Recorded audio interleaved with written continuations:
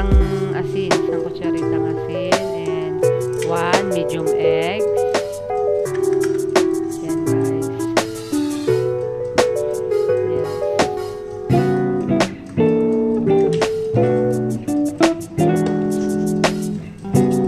And lagyan po natin ng 1 cup ng yogurt. Plain yogurt lang po lagyan natin guys.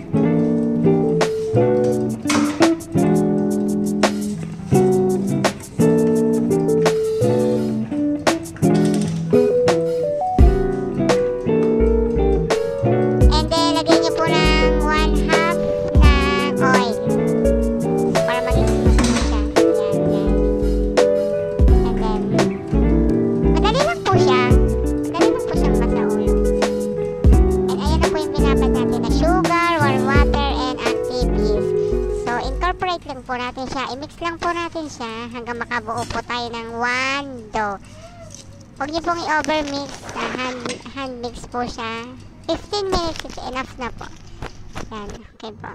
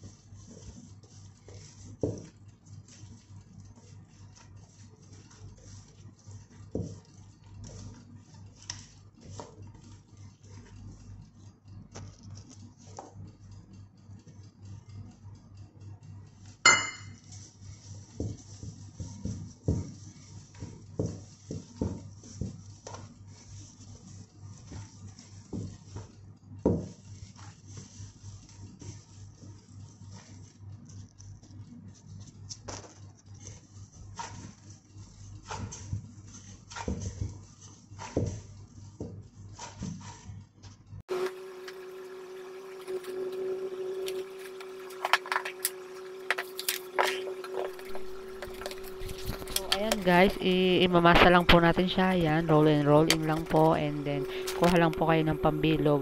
Ulit-ulitin nyo lang po siya. And after po na, guys, nalagyan po natin. And first na ginagawa ko ay pizza. Mini pizza. Pizza flavor. Ayan. Okay. And after po na, lalagyan ko na po ng cheese. Cheddar cheese. And cheese. And okay na po siya. And after po na, lagyan po natin ng mga vegetable, pepper, bell pepper, and then olive oil. Fresh olive, the black. Yes.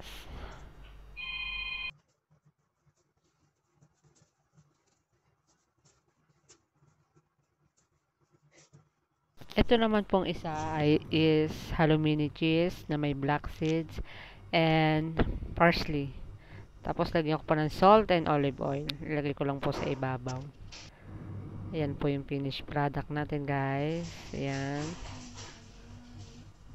Medyo pwedeng lagyan ng designs para alam nyo yung kaaya-aya sa mata. Ito naman po yung za'atar. Lagyan ko lang po ng za'atar, oregano, salt, and olive oil.